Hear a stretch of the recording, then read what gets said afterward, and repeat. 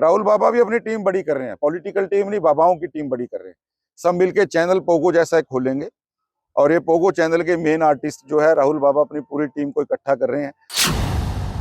मैंने कहा था कि आज वो वोट चोरी की बात कर रहे हैं, कल को कांग्रेस चोरी हो जाएगी। और मैंने जो बात कही थी आज आप देख लीजिए, बिहार के अंदर कांग्रेस चोरी हो गई है। मैं इन कांग्रेस के नेताओं से वही बात कहना चाहता हूं, जिस प्रकार से इन्होंने एक हल्ला डालना होता है, आधे से ज्यादा नेताओं को एसआईआर की फुल फॉर्म नहीं पता होगा।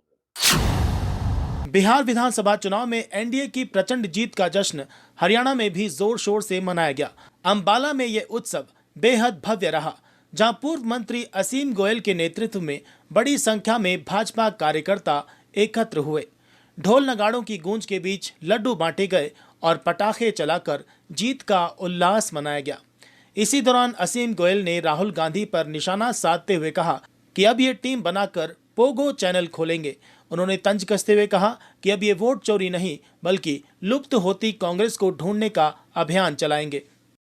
असीम गोयल ने कहा कि बिहार की जनता ने एक बार फिर प्रधानमंत्री नरेंद्र मोदी के नेतृत्व और विकास की राजनीति पर अपना विश्वास जताया है। ये जीत न सिर्फ बिहार की बल्कि पूरे देश में भाजपा की बढ़ती स्वीकार्यता का प्रमाण है। उन्होंने कहा कि बिहार की मातृशक्ति और सूझवान जनता ने एनडीए को चुनकर देश के विकास के संकल्प को मजबूत किया है। गोयल के अनुसार नतीजे स्पष्ट संकेत देते हैं कि देश स्थिर सरकार चाहता है और प्रधानमंत्री मोदी के सबका साथ सबका विकास के विजन पर भरोसा करता है। उन्होंने उत्साहित कार्यकर्ताओं को बधाई दी और कहा कि आने वाले चुनाव में भी भाजपा इसी जोश के साथ बड़ी जीत दर्ज करेगी। जबरदस्त जिंदाबाद। दशरथ मांझी जी ने जब पहाड़ तोड़ा, बिहार की कहानी है। और जिस प्रकार से माउंटेन मैन के नाम से उनको जाना गया, तो ये उस फिल्म का डायलॉग है। और आज जिस प्रकार से नरेंद्र मोदी जी और नीतीश कुमार जी की जोड़ी ने एनडीए का एक प्रचंड बहुमत आया कार्यकर्ताओं की मेहनत से। मैं वहां लगभग 2 महीने रहकर जमीनी हकीकत से सारा समझते हुए जिस प्रकार का चुनाव हमने भांपा, मातृशक्ति का जो है अतुलनीय आशीर्वाद, युवा साथियों का एक विश्वास और बिहार की जनता का एक इतना प्रचंड आशीर्वाद जो हमें जमीन पर इस बार देखने को मिला। माननीय मोदी जी ने जिस प्रकार से बिहार के विकास के अंदर अपना योगदान दिया, माननीय नीतीश जी ने सुशासन के नाते, जिनको सुशासन बाबू भी कहा जाता है, और कार्यकर्ताओं की अनथक मेहनत से आज ये जो जिस प्रकार से वहाँ एनडीए की सरकार आई है और जंगल राज वाली ताकतें समाप्त हुई हैं। देखिए, बुराई हम आज से नहीं, सदियों से पढ़ते आ रहे हैं कि बुराई हमेशा हारती है, अधर्म हमेशा हारता है, अधर्म। और आज वही हमने बिहार के अंदर भी जीता है। आज पूर्णतः जंगल राज का सफाया जो है, मैं कह सकता हूँ बिहार के अंदर बिहार की जनता की वोट की ताकत से हुआ है। और निश्चित रूप से सुशासन का और विकास का जो एक नया अध्याय माननीय मोदी जी और नीतीश जी ने लिखा था, उसके ऊपर एक प्रचंड जनादेश लगाकर जो है देकर बिहार की स्वाभिमानी जनता ने है अपनी मोहर लगाई है और देश को एक नया रास्ता भी दिखाने का काम किया है। और जिस प्रकार से राहुल जी या तेजस्वी यादव जी, अब तो मैं तो उनको भी राहुल बाबा और तेजस्वी बाबा ही बोलूंगा, वो बाबा की कैटेगरी में आ गए हैं। यानी जिस प्रकार से उन्होंने बिहार के लोगों को भ्रमित करने का, 2 करोड़ नौकरियां और अनर्गल बातें जो की, बिहार के लोग लोकतंत्र की मैं कहता हूं सबसे बड़ी पुरानी पुख्ता जमीन है, सबसे सजग अगर जमीन कोई है लोकतंत्र के नाते तो बिहार की वो भूमि है। और आदरणीय नायब सिंह सैनी जी ने, हमारे बड़े नेताओं ने बड़ा प्रचार किया। नायब जी जहाँ जहाँ गए, हम लगभग वो सारी सीटें जो हैं प्रचंड बहुमत से जीत रहे हैं। तो मैं सभी को और बिहार की स्वाभिमानी जनता को भी, वहाँ के कार्यकर्ताओं को भी, हमारे नेताओं को भी, सबको बहुत बहुत जो है शुभकामनाएं। देखिए, हम कार्यकर्ता हैं साहब। हाँ, बीजेपी के अंदर कार्यकर्ता को कभी कुछ भी नहीं पता होता कि उसकी जिम्मेवारी जहाँ लगा जाए वहाँ, लेकिन बीजेपी का कार्यकर्ता एक मंतव्य से काम करता है, जहाँ कम वहाँ हम। तो एज ए कार्यकर्ता जहाँ भी पार्टी मुझे जिम्मेवारी देगी, जिस बूथ के ऊपर और जिस सीट के ऊपर या सीटों के ऊपर, तो कार्यकर्ता हैं साहब अपना बस्ता उठा के चल देंगे, कोई दिक्कत वाली बात। असीम गोयल ने कांग्रेस और राहुल गांधी पर तीखे राजनीतिक हमले भी किए। उन्होंने कहा कि राहुल गांधी की राजनीति अब गंभीर नहीं रह गई है, इसलिए शायद उन्हें पोगो चैनल ही शुरू करना पड़े।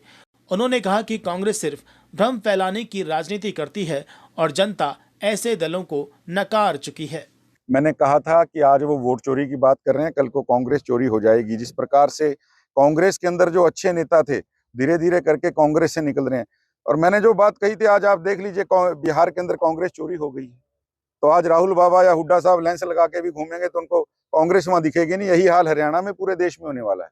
अब वो वोट चोरी के लिए प्रदर्शन नहीं, वो लापता कांग्रेस एक थी, कांग्रेस के नाम से आप देख लेना कांग्रेस का जो अगला प्रदर्शन होगा वो कांग्रेस चोरी के नाम के ऊपर होगा। राहुल बाबा भी अपनी टीम बड़ी कर रहे हैं, पॉलिटिकल टीम नहीं, बाबाओं की टीम बड़ी कर रहे हैं।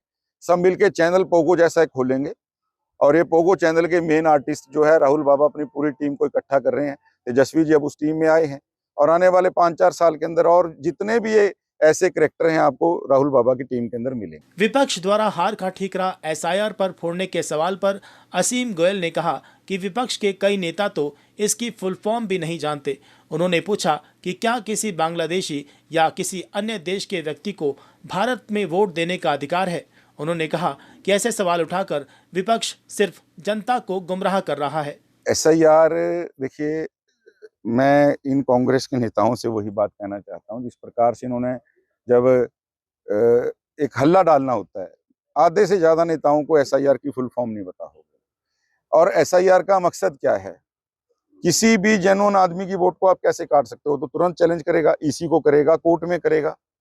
एक भी ऐसा मामला आप देखिए, बाहर के लोगों की वोटें बनवा के चुनाव जीतने के लिए जो देश के नागरिक नहीं है, क्या किसी बांग्लादेशी को यहां वोट देने का अधिकार है? मैं आपसे पूछना चाहता हूं।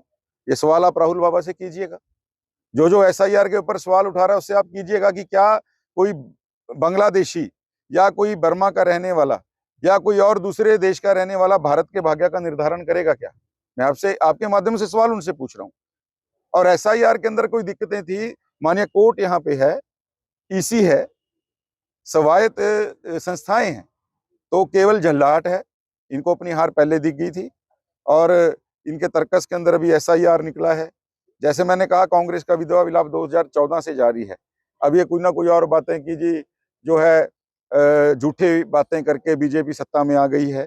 और एसआईआर के ऊपर अखिलेश यादव का तो बयान आ गया है, क्योंकि उनको यूपी की अपनी जमीन खिसकने का डर सता रहा है। 2027 में अभी ये राहुल बाबा भी अपनी टीम बड़ी कर रहे हैं, पॉलिटिकल टीम नहीं, बाबाओं की टीम बड़ी कर रहे हैं।